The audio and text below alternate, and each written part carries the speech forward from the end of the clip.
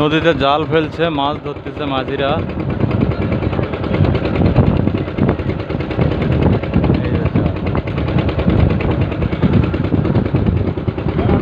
এ পাশে আবার দেখেন নদীর মাঝখানে কয়েকটা বাড়ি, খুব বেশি বাড়িঘর না। এই যে একটা বা দুইটা পরিবার আছে, একটা বা দুইটা পরিবার আছে, চারদিকে পানি। এদের জীবন জীবিকায়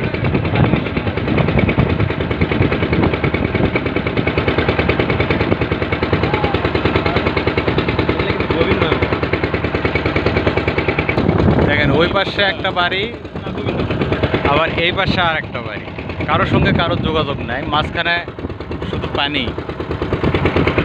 এই দেখেন এই বাড়িটা আছে আর ওই বাড়িটা, মাঝখানে শুধু পানি। আর এটি আমার মামি থাকে না মা? হ্যাঁ, ওই বাড়ি আর এই বাড়ি, মাঝখানে শুধু পানি দিয়ে ফাঁকা। ভয় লাগে না বাড়ি?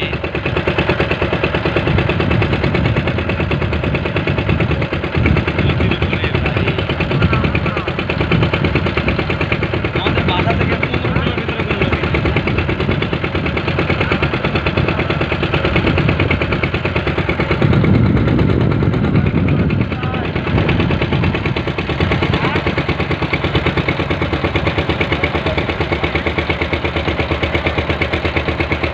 এগুলোই হচ্ছে চরবাসী মানুষের জীবন।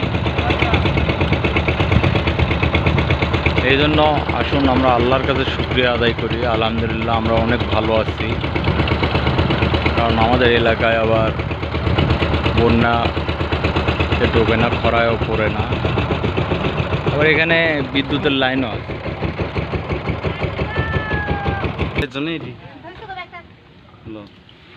ওইদিকে তো রাস্তাও নেই।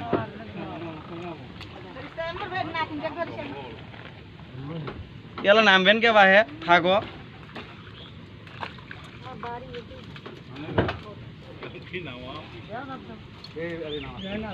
স্যান্ডেল